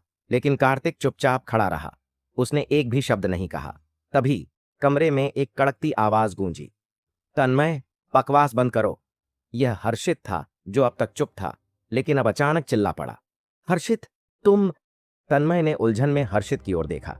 उसे समझ नहीं आया कि हर्षित उसे क्यों रोक रहा था। चूंकि कार्तिक पैसे लेकर आया है, इसलिए उसके लिए मुश्किलें खड़ी करना बंद करो, उन्हें जाने दो, हर्षित ने सख्ती से कहा। लेकिन मैं, तन्मय थोड़ा झिझकता हुआ बोला। मैंने कहा था उसे जाने दो। क्या मेरी बात साफ नहीं हुई? हर्षित ने ठंडी आवाज में डांटते हुए कहा। तन्मय ने हर्षित को कुछ पल देखा और फिर बेमन से बोला, ठीक है, आज अपनी किस्मत समझो। इन दोनों को ले जाओ और भाग जाओ, लेकिन आइंदा मुझे तुम लोगों से कभी सामना ना हो। जैसे ही तन्मय ने यह कहा, मैं और रश्मि तुरंत कार्तिक की ओर दौड़ पड़ी। कुछ ही देर में तीनों वहां से चले गए। बाहर निकलने पर रश्मि ने कार्तिक की ओर देखा और तिरस्कार से बोली, कार्तिक, मैंने सुना है कि तुमने हमें पैसे इसलिए उधार दिए क्योंकि मैंने तुम्हारे साथ सोने का वादा किया है। ये सच है क्या? अगर ऐसा है भी तो इससे तुम्हारा क्या लेना देना? कार्तिक ने ठंडे स्वर में जवाब दिया। ओह, बेशक है। तुम जैसे किसी को मे के साथ सोने का सपना भी नहीं देखना चाहिए। कभी आईने में खुद को देखा है? रश्मि ने ताना मारते हुए कहा। फिर उसने मे का हाथ पकड़ा और बोली, तुम्हें पैसे लौटा देंगे, लेकिन यह सोने वाला प्लान भूल जाओ। चलो मे। रश्मि ने यह कहकर मे का हाथ खींचा और उसे ले जाने लगी। उसने कार्तिक को धन्यवाद तक नहीं कहा। मे ने भी पीछे मुड़कर देखा और जाने लगी। आखिर वह अभी भी कुंवारी थी। कार्तिक जैसे किसी इंसान के साथ अगर हिम्मत है तो जाओ, लेकिन याद रखना, अगर मैं तुम दोनों को तन्मय से बचा सकता हूं तो उसे फिर से तुम्हें पकड़ने के लिए भी बुला सकता हूं। सोच लो। जैसे ही मैं और रश्मि ने चलना शुरू किया, कार्तिक की ठंडी आवाज ने उन्हें रोक दिया। मैं ने उसकी बात सुनकर पल भर के लिए रुककर कांपते हुए ठहराव ले लिया। कार्तिक, ये बहुत ज्यादा है। हम सहपाठी हैं। क्या ऐसा करना जरूरी है? रश्मि पलटी और गुस्से से बोली, जब तुम दोनों ने मुझे परेशान किया था, तब ये बात याद नहीं आई थी रश्मि? कार्तिक ने हल्की मुस्कान के साथ कहा। तुम? रश्मि उसकी बात सुनकर दंग रह गई। रश्मि, इस बात को तुम भूल जाओ। मैं बस उसके साथ एक रात बिता लूंगी, वरना तन्मय सच में हमें फिर पकड़ लेगा। मैंने घबराते हुए फुसफुसाया। मैं तुम्हें उसके जैसे इंसान के साथ खुद को बर्बाद करने नहीं दूंगी, रश्मि चिल्लाई। उसकी बड़ी बड़ी आंखें गुस्से से चमक रही थीं। तुम्हें कोई परेशानी है तो मैं तुम्हें रोक नहीं रहा। तुम भी मेरे साथ रह सकती हो। कार्तिक ने तंज कसते हुए रश्मि की तरफ देखा। ये सुनते ही रश्मि ने तुरंत मे का हाथ छोड़ा और पीछे हट गई। उसने जल्दी जल्दी कहा, चिंता मत करो मैं किसी को नहीं बताऊंगी। इतना कहकर रश्मि तेजी से वहां से चली गई। उसे डर था कि कार्तिक कहीं उसे रोकने न लगे। इस बीच मैं निराश होकर रश्मि की पीठ को घूर रही थी। उसे समझ नहीं आ रहा था कि क्या कहे। कार्तिक ने एक टैक्सी बुलाई और मैं से कहा, बस वहीं खड़ी मत रहो, टैक्सी में बैठ जाओ। मैं थोड़ी देर अपनी जगह पर खड़ी रही। एक पल के लिए झिझकी, फिर उसने दांत पीस लिए और कार्तिक के पीछे टैक्सी में बैठ गई। 10 मिनट बाद कैब स्टार होटल के प्रवेश द्वार पर रुकी। कार्तिक को पता था कि इंडिया यूनिवर्सिटी से कई जोड़े हर वीकेंड यहां आते हैं। हालांकि उसने खुद पहले कभी किसी होटल में कदम नहीं रखा था, इसलिए उसे और किसी जगह का अंदाजा नहीं था। वह मे को सिर्फ यहीं ला सकता था। यह तुम्हारा प्लान है कार्तिक, फिर भी तुम मुझे इस तरह के जर्जर होटल में लाए हो, मे ने टैक्सी से उतरते हुए कहा। उसके चेहरे पर असंतोष झलक रहा था। कम से कम मैं तुम्हें होटल तक तो ले आया। क्या तुम चाहती हो कि मैं तुम्हें जंगल में ले जाऊं और तुम्हारे साथ वहीं करूं? कार्तिक ने बिना किसी भाव के जवाब दिया। तुम? कार्तिक की बात सुनकर मैं तुरंत शर्मा गई। फिर उसने गुस्से में दांत पीसते हुए कहा, देखो, तुम्हें यह बात किसी और से कहने की जरूरत नहीं है, वरना मैं मरने के बाद भी तुम्हें माफ नहीं करूंगी। और सुनो, जब हम होटल के कमरे में पहुंचे तो मुझे कहीं भी छूने या चूमने की कोशिश मत करना। जल्दी निपटा लेना, और मैं ये सब ऐसे समझूंगी जैसे मुझे कुत्ते ने काटा हो। भविष्य में हमारे बीच कोई लेन देन नहीं होगा। क्लियर है? मे की बातें सुनकर कार्तिक कुछ पल के लिए चुप रह गया। फिर वह रिसेप्शन पर गया और प्रति घंटे के हिसाब से एक कमरा बुक कर लिया। होटल में प्रवेश रिसेप्शन पर मौजूद लोग कार्तिक और मे को देखकर थोड़े चौंक गए। कार्तिक की सादगी और साधारण कपड़े देखकर वह उन्हें किसी हारे हुए इंसान जैसा लगा। वहीं मैं सुंदर और आत्मविश्वासी दिख रही थी। दोनों किसी जोड़े जैसे बिल्कुल भी नहीं लग रहे थे। हालांकि मैं का दिल जोर जोर से धड़क रहा था। वह पहली बार किसी लड़के के साथ ऐसी जगह आई थी, इसलिए वह अंदर ही अंदर काफी घबराई हुई थी। कमरे के दरवाजे के पास खड़े होकर वह हिचकिचा रही थी। अंदर जाने की हिम्मत नहीं जुटा पा रही थी। अंदर आ जाओ, कार्तिक ने दरवाजा खोलते हुए भावशून्यता से कहा। नहीं, मैं नहीं जाऊंगी। मैंने एक कदम आगे बढ़ाया, लेकिन तुरंत रुक गई। क्या तुम अपनी बात से पलट रही हो? कार्तिक ने मैं को घूरते हुए पूछा। तो क्या हुआ अगर मैं पलट रही हूं? यह मेरा पहला मौका है। मैं तुम्हारे जैसे हारे हुए इंसान के साथ ये सब नहीं कर सकती, मैंने गुस्से में कहा। अगर तुम नहीं आओगी तो मैं अभी तन्मय नोल्स को कॉल करूंगा। क्या तुम्हें लगता है वो तुम्हारे साथ सभ्य रहेगा? कार्तिक की बात सुनकर मैं की आंखों में गुस्सा भड़क उठा। उसने जवाब दिया, क्या तुम मुझे बेवकूफ समझते हो? तन्मय नोल्स को तुम्हारे पैसे पहले ही मिल चुके हैं। वो तुम्हारी क्यों सुनेगा? मैं अभी चली भी जाऊं तो तुम मेरा कुछ नहीं कर सकते। मैं मुड़ी और एस्केलेटर की ओर चलने लगी। अगर तुम चली गईं तो मैं तन्मय को तुम्हें पकड़कर मेरे पास लाने को कहूंगा। सोच लो, मैं ये कर सकता हूं। कार्तिक ने ठंडी आवाज में कहा। तुम गंदे हारे हुए आदमी, इतना दिखावा मत करो, मैंने पलटकर कहा। उसकी आवाज में अब भी गुस्सा था। मैंने कार्तिक की ओर घूरा और बिना कुछ कहे एस्केलेटर की तरफ बढ़ गई। मैं के जाने के बाद कार्तिक के चेहरे पर एक सार्थक मुस्कान उभरी। उसने अपना फोन निकाला और थॉमस का नंबर डायल किया। मिस्टर कार्तिक, मैं आपकी क्या सहायता कर सकता हूं? लाइन कनेक्ट होते ही थॉमस की सम्मानजनक आवाज सुनाई दी। डस्क जाओ और हर्षित नोल्स नामक व्यक्ति से संपर्क करो। उसे कहो कि वह मे यंग को स्टार होटल के कमरा नंबर 802 में भेज दे। कार्तिक ने शांत स्वर में आदेश दिया। ठीक है मिस्टर कार्तिक, मैं तुरंत काम करता हूं। थॉमस ने कोई सवाल नहीं पूछा और आदेश मान लिया। फोन रखने के बाद उसने डस्क का नंबर लिया और सीधे हर्षित और तन्मय से संपर्क किया। डस्क में हर्षित ने लाउंज में बैठे वेटर से फोन लिया। हेलो, कौन बोल रहा है? उसने अधीरता से पूछा। हर्षित नोल्स, यह ओमकार है, थॉमस ने हल्के लेकिन दृढ़ स्वर में कहा। श्रीमान ओमकार, मैं आपकी क्या सेवा कर सकता हूं? हर्षित का स्वर तुरंत सम्मानपूर्ण हो गया। आखिरकार ओमकार का नाम कौन नहीं जानता था। हर्षित उसकी बात टालने की हिम्मत नहीं कर सकता था। अपने छोटे भाई तन्मय को साथ लो और मैं यंग को पकड़कर स्टार होटल के कमरा नंबर 802 में ले जाओ। समझ गए? थॉमस ने अधिकारपूर्ण लहजे में आदेश दिया। समझ गया श्रीमान, हर्षित ने बिना हिचकिचाहट आदेश मान लिया। स्टार होटल के पास आधे घंटे बाद हर्षित और तन्मय ने स्टार होटल के पास एक बबल टी की दुकान पर मे को देखा। मुझे छोड़ दो, तुम लोग क्या चाहते हो? क्या ये सब कार्तिक ने करने को कहा है? मैं चिल्लाई। चुप रहो और अंदर जाओ।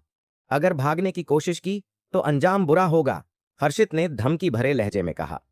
हर्षित और तन्मय ने मे को स्टार होटल के कमरा नंबर 802 तक पहुंचाया। फिर वे वापस बार चले गए। कमरे में मे दरवाजे के सामने खड़ी थी। झिझकते हुए उसने दरवाजा खोला और अंदर कदम रखा। कमरे में कार्तिक बेड पर बैठा हुआ था। उसने मे की ओर देखा और मुस्कुराते हुए कहा, मैंने कहा था ना कि अगर तुम गई तो तन्मय तुम्हें वापस भेज देगा। मैंने झूठ नहीं कहा, है ना? ये सचमुच तुम थे? मैं चौंक कर बोली। अब क्या? कपड़े उतारो, कार्तिक ने बिना किसी हिचकिचाहट के कहा और दरवाजे के पास जाकर उसे बंद कर दिया। तुम क्या कर रहे हो? मैंने घबरा कर चिल्लाया। कार्तिक ने उससे ज्यादा बात नहीं की और सीधा आदेश दे दिया। कार्तिक की बातें सुनकर मैं एकदम दंग रह गई। उसकी आंखों में डर की झलक साफ दिख रही थी। नंदिता ऊपर से बहुत चुलबुली दिखती थी और हमेशा खुले कपड़े पहनती थी, लेकिन अंदर से वह बहुत रूढ़िवादी थी। साथ ही उसका आकर्षक शरीर और बेहद खूबसूरत चेहरा उसे थोड़ा घमंडी बना देता था। शायद इसी वजह से उसने कभी किसी लड़के के साथ कोई रिश्ता नहीं बनाया था। अब जब उसे एक आदमी के सामने अपने कपड़े उतारने के लिए कहा गया तो यह उसके लिए बहुत बड़ा अपमान था। और वह आदमी कोई साधारण इंसान नहीं था, बल्कि वही कार्तिक था जिसे वह हमेशा नीची नजर से देखती थी। वह सोच भी नहीं सकती थी कि अगर उसने उस दिन कार्तिक की बात मानी तो आगे उसका जीवन कैसा होगा। तुम अपने कपड़े नहीं उतार रही हो, है ना? अच्छा, मैं तन्मय को अभी बुलाता हूं, फिर देखता हूं कि वह तुम्हारे साथ क्या करता है। कार्तिक ने देखा कि मैं अपनी जगह पर चुपचाप खड़ी है। उसने कुछ कदम उठाए और कमरे से बाहर जाने को हुआ। नहीं प्लीज, मैं उतार दूंगी, ठीक है। मैंने जल्दी से अपना हाथ बढ़ाकर कार्तिक का हाथ पकड़ लिया और होंठ काटते हुए बोली, तो फिर जल्दी करो। कार्तिक ने पलटकर उसे सिर से पैर तक घूरा। मैंने गहरी सांस ली और कांपते हाथों से अपनी माइक्रो मिनी स्कर्ट का बटन खोला, फिर धीरे से उसे नीचे उतार दिया। जैसे ही उसने अपनी स्कर्ट उतारी, कार्तिक की नजर उसकी गोरी और पतली टांगों पर पड़ी। उसे यह मानना पड़ा कि मे का शरीर वाकई बहुत आकर्षक था। इसे किसी चमत्कार से कम नहीं कहा जा सकता। आगे बढ़ो, कार्तिक ने ठंडे लहजे में कहा। मैंने उसे घूरा, फिर कुछ सेकंड झिझकते हुए अपने होंठ काटे और अपना टॉप उतारना शुरू किया। लो कट ब्लाउज उतारने में उसे ज्यादा वक्त नहीं लगा और अब उसका आकर्षक शरीर कार्तिक के सामने था। मैंने हाथों से अपनी छाती ढक ली और शर्माते हुए बोली, जल्दी करो, जो करना है करो। कार्तिक ने उसकी बात सुनकर हल्की सी मुस्कान दी और फिर ऐसा कुछ किया जिसकी उसने उम्मीद भी नहीं की थी।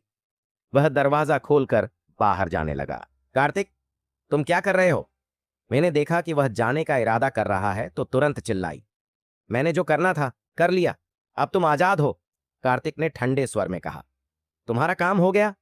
मैं उसकी बात सुनकर हैरान थी। उसकी खूबसूरत आंखें सवाल कर रही थीं। क्या तुम मेरे साथ सोना नहीं चाहते थे? मैंने थोड़ा झिझकते हुए पूछा। फिर अचानक जैसे उसे कुछ सूझा, वह जल्दी से उसके पास गई और उसका हाथ पकड़कर बोली, कार्तिक, मुझे पता है कि मैं गलत थी। मैंने जो कहा था वह सब वापस लेती हूं। तुम मुझे चूम सकते हो, अभी जो चाहो कर सकते हो। बस प्लीज तन्मय को मत बुलाओ। मैं इतनी घबराई हुई थी कि उसने अपने हाथों से अपना सीना भी ढकने की कोशिश नहीं की। उसका शरीर पूरी तरह से उजागर था। क्या मैंने कभी कहा था कि मैं तन्मय नोल्स को बुलाने जा रहा हूं? कार्तिक ने नंदिता से धीरे से पूछा। आप अगर तन्मय को नहीं बुला रहे हैं तो फिर क्यों जा रहे हैं? मैं कुछ देर के लिए चुप रही। फिर उसने पूछा, तुमने सच में सोचा कि मुझे तुम्हारे साथ सोने में दिलचस्पी है? कार्तिक ने मैं को देखा और बिना हंसे रह नहीं सका। फिर उसने तिरस्कार से कहा, मेरे मन में तुम्हारे जैसी औरतों के लिए कोई ख्याल नहीं होगा, भले ही तुम मेरे सामने खुद को पूरी तरह से नंगा कर लो। मैंने आज जो किया वह बस यह देखने के लिए था कि तुम्हारे जैसी पैसे की लालची औरत पैसे के लिए कितनी दूर जा सकती है। मैं, कार्तिक, ऐसी औरत के साथ नहीं सो सकता जो अपनी पहली बार $50,000 में बेच देती है। You bastard! मैंने गुस्से में भौहें सिकोड़ी और चीखते हुए कार्तिक को घूरने लगी। मैं कैसे गलत हूं? कार्तिक ने बेफिक्री से पूछा। तुमने यह सब मुझे अपमानित करने के लिए किया है ना? मैंने गुस्से से पूछा। बिल्कुल सही। मैं तुम्हें बताना चाहता था कि मैं तुम जैसी औरतों पर उंगली भी नहीं उठाऊंगा, चाहे तुम पूरी तरह से नग्न होकर मेरे बिस्तर पर क्यों न रेंगो। कार्तिक ने तिरस्कार भरे लहजे में जवाब दिया। फिर वह पलटा और कमरे से बाहर चला गया। कमरे में सिर्फ मैं खड़ी रह गई, एकदम अचंभित। कार्तिक के अभी अभी कहे शब्द उसके दिमाग में गूंज रहे थे। तभी उसे एहसास हुआ कि पहले उसका व्यवहार कितना हास्यास्पद था। शायद उसे कार्तिक को अपमानित करने का कोई हक नहीं था, क्योंकि वह खुद भी उससे बेहतर नहीं थी। स्टार होटल से बाहर निकलते ही कार्तिक ने अपना फोन निकाला और थॉमस का नंबर डायल किया। कैसे मदद कर सकता हूं मिस्टर कार्तिक? कॉल लगते ही थॉमस की आवाज आई। तन्मय नोल्स नाम के एक आदमी की जांच करने में मदद करो, कार्तिक ने धीरे से कहा। समझ गया मिस्टर कार्तिक, मैं तुरंत किसी को भेजता हूं, जल्द ही कोई आपसे संपर्क करेगा, थॉमस ने सहजता से उत्तर दिया। ठीक है। कार्तिक ने सिर हिलाया और फोन काट दिया। फिर वह इंडिया यूनिवर्सिटी की ओर तेजी से बढ़ गया। यूनिवर्सिटी के गेट के पास पहुंचने से पहले एक बेंटले कार उसके सामने रुकी। सूट पहने एक अधेड़ उम्र का आदमी कार से बाहर निकला और कार्तिक को सम्मानपूर्वक प्रणाम किया। नमस्ते मिस्टर कार्तिक। कार्तिक ने उस आदमी को ऊपर नीचे देखा। तुम थॉमस के आदमी हो? जी हां मिस्टर कार्तिक। मिस्टर ओमकार ने मुझे तन्मय नोल्स की पृष्ठभूमि की जांच के लिए भेजा है। मैंने उसकी सारी जानकारी जुटा ली है। क्या आप अब उससे मिलने जा रहे हैं? सूट पहने आदमी ने पूछा। हां, चलो, कार्तिक ने सिर हिलाया। Please mister Kartik. सूट पहने आदमी ने तुरंत कार का दरवाजा खोला और हाथ छत की रेलिंग के नीचे कर दिया ताकि कार्तिक को सिर न टकराए। उसकी यह हरकत देखकर कार्तिक को थोड़ा अजीब लगा। तुम्हें ऐसा करने की जरूरत नहीं है, कार्तिक ने धीरे से कहा। आप मिस्टर ओमकार के बॉस हैं और मिस्टर ओमकार मेरे बॉस। ये मेरा सौभाग्य है। सूट पहने आदमी ने गंभीरता से जवाब दिया। ठीक है, तुम्हारा नाम क्या है? कार्तिक ने पूछा। मेरा नाम काइल हेस है। आप मुझे काइल कह सकते हैं मिस्टर कार्तिक, सूट पहने आदमी ने गाड़ी चलाते हुए कहा। आप काइल हेस हैं? कार्तिक चौंक गया और उसकी एक्सप्रेशन अचानक बदल गई। क्या आपने मेरा नाम पहले सुना है मिस्टर कार्तिक? काइल ने मुस्कुराते हुए पूछा। बेशक, मैंने आपका नाम सुना है। आप इंडिया में बहुत मशहूर हैं। कार्तिक ने आश्चर्य से जवाब दिया। हाँ हाँ, आपकी तारीफ के लिए शुक्रिया मिस्टर कार्तिक। मैं आपके सामने कुछ भी नहीं हूं। अगर भविष्य में आपको मेरी जरूरत पड़े तो बिना हिचकिचाहट मुझे कॉल करें। काइल ने कार्तिक को सम्मानपूर्वक देखा। कार्तिक ने असहाय भाव से काइल की ओर देखा। उसे समझ नहीं आ रहा था कि अपनी फीलिंग्स को कैसे एक्सप्रेस करे। इंडिया में हर किसी ने कम से कम एक बार काइल का नाम सुना था। कार्तिक ने भी यह नाम अपने फ्रेंड से सुना था। कहा जाता था कि इंडिया में एक ऐसा बड़ा आदमी है जो हर किसी को जानता है। नाम था काइल। पूरे इंडिया में शायद ही कोई काइल से उलझने की हिम्मत करता था। ज्यादातर अवैध कारोबार काइल के अंडर कंट्रोल थे। कार्तिक ने कभी नहीं सोचा था कि यह महान गॉडफादर काइल हेस खुद उसे ड्राइव करके ले जाएगा और उसे नाम से बुलाने को कहेगा। अगर सिद्धार्थ और सूर्यांश को यह पता चला तो क्या वे डर के मारे मर नहीं जाएंगे? 10 मिनट बाद काइल ने बेंटले को डस्क के सामने पार्क किया। फिर वह कार से बाहर निकला और कार्तिक के लिए दरवाजा खोला। मैंने अपने आदमियों से जांच करवाई है। तन्मय इस बार में है। ठीक है, चलो उसे देखते हैं, कार्तिक ने कहा और बार के अंदर चला गया। कुछ देर बाद वह उस प्राइवेट लाउंज में पहुंचा जहां वह पहले आया था। उसने दरवाजा खोला और अंदर चला गया। जब कार्तिक अंदर आया, तन्मय पोकर खेल रहा था। एक पल के लिए वह ठिठका, फिर मुस्कुराया। अरे, ये तो वही कार्तिक है, वह व्यभिचारी। वापस क्यों आए हो? मेरे जूते चाटने आए हो या कुछ और? मुझे खेद है, लेकिन इस बार मेरे जूते गंदे हैं। कार्तिक ने तन्मय को देखा और हल्की मुस्कान दी। तुम्हारे जूते गंदे हैं? तन्मय उसकी बात सुनकर थोड़ा हैरान हुआ, लेकिन जल्दी ही उसने खुद को संभाला और गुस्से में भरे चेहरे के साथ कार्तिक के पास आ गया। हर्षित, जो वहीं सोफे पर बैठा था, अपनी आंखें सिकोड़कर कार्तिक को देख रहा था। वह सोच रहा था कि कार्तिक यहां क्यों वापस आया। बच्चे, तुमने कहा था कि तुम्हारे जूते गंदे हैं, है ना?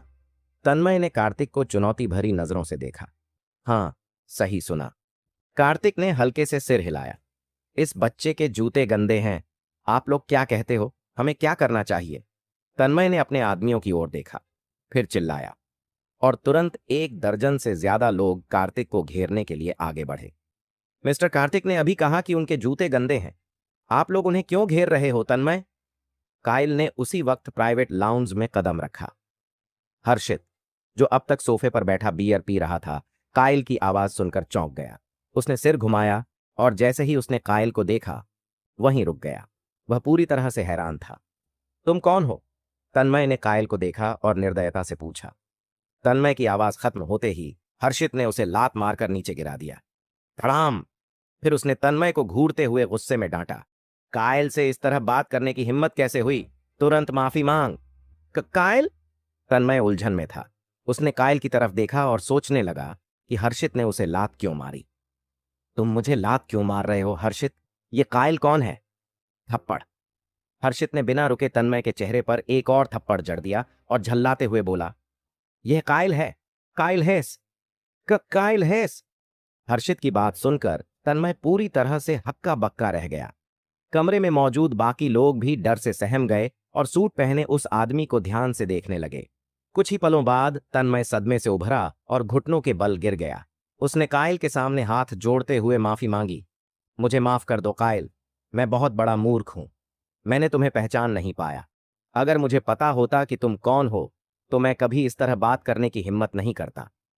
मैं यहां मिस्टर कार्तिक के साथ आया हूं। मुझे पता चला है कि तुम लोगों ने मिस्टर कार्तिक को नाराज किया है। काइल ने शांत लहजे में कहा।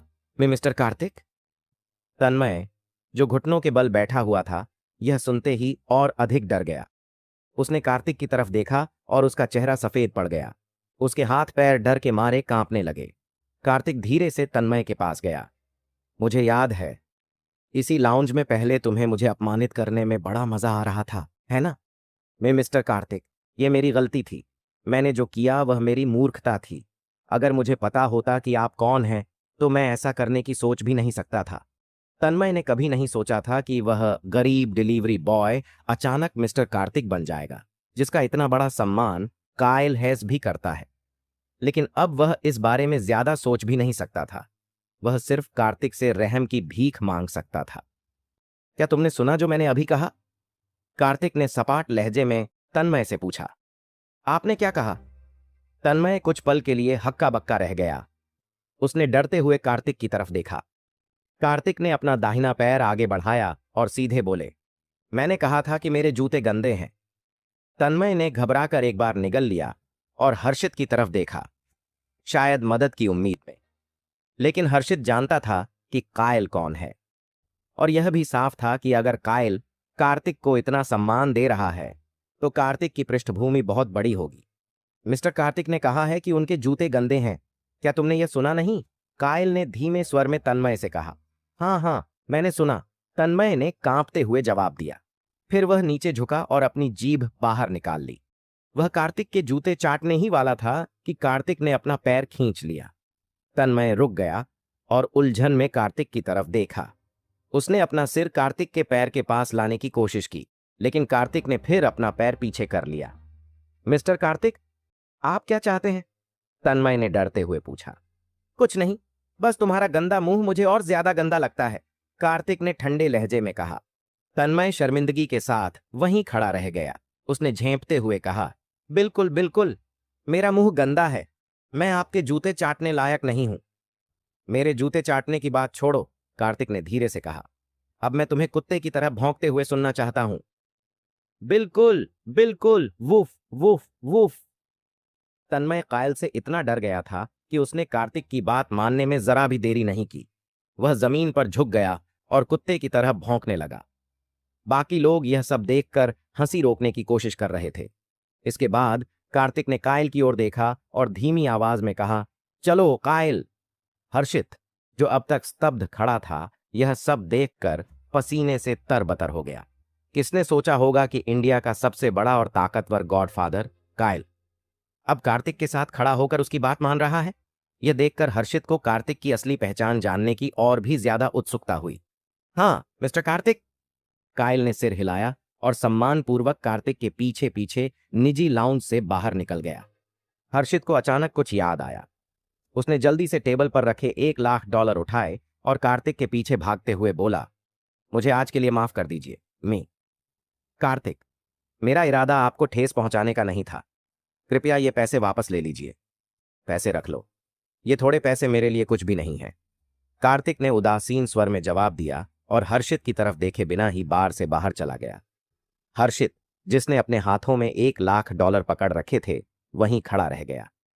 वह शर्मिंदा भी था और हैरान भी। बार के अंदर तन्मय अभी भी घुटनों के बल बैठा हुआ था।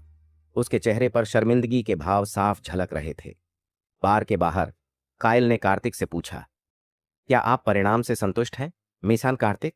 अगर आप चाहें तो मैं तन्मय को और सख्त सजा दिलवा सकता हूं। तन्मय जैसा आदमी गुंडा ही है, उसके शब्दों पर परेशान होने की जरूरत नहीं है, कार्तिक ने शांत स्वर में जवाब दिया। ठीक है, मैं आपको वापस यूनिवर्सिटी छोड़ देता हूं। एमी कार्तिक, कायल ने पेशकश की। नहीं, आपकी कार बहुत शानदार है। मैं ज्यादा ध्यान नहीं खींचना चाहता, मैं पैदल ही चला जाऊंगा। कार्तिक ने मुस्कुराते हुए मना कर दिया। ठीक है, लेकिन अगर भविष्य में आपको मेरी जरूरत पड़े तो मुझे सीधे कॉल करिए। जरूर। कार्तिक ने सिर हिलाया और बार से बाहर निकल गया। कायल के जाने के बाद कार्तिक अकेले सड़क पर चलने लगा।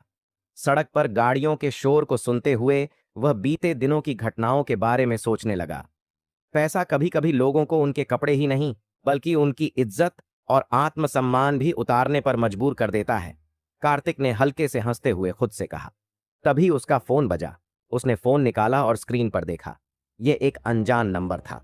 उसने धीमी आवाज में जवाब दिया, हेलो, कौन बोल रहा है? कार्तिक, ये मैं हूं। फोन के दूसरी तरफ से एक महिला की आवाज आई। आवाज में एक हल्की सख्ती और आकर्षण था। क्या आपने मेरी मदद की है कि मैं वह किताब छात्रावास तक ले जाऊं?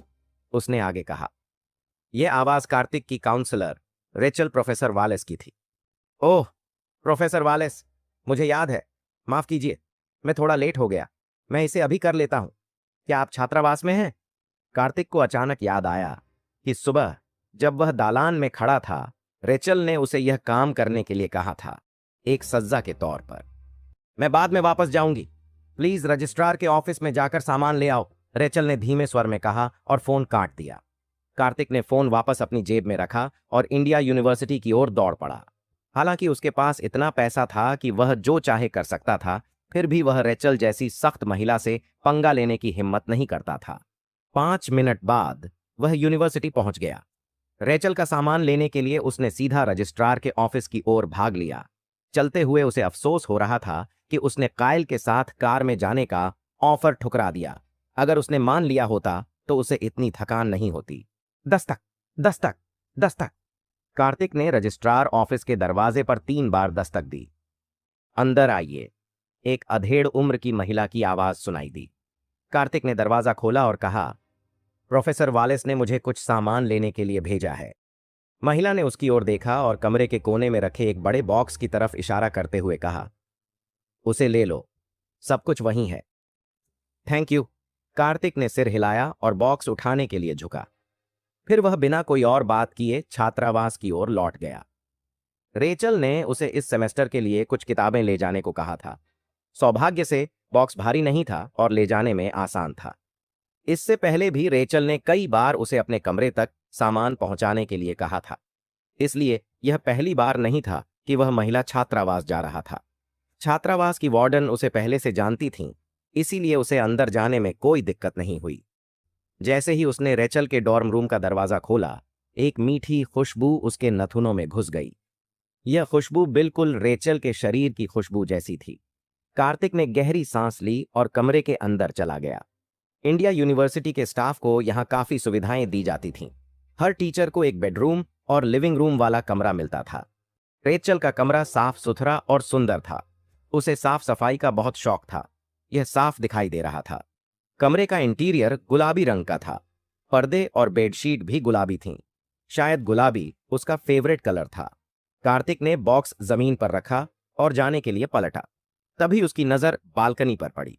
बालकनी में कपड़े की रेलिंग पर लटकी पारदर्शी अधोवस्त्र की एक जोड़ी हवा में झूल रही थी। वह लेस से बनी हुई थी और काफी आकर्षक लग रही थी। ये तो प्रोफेसर वालेस का है।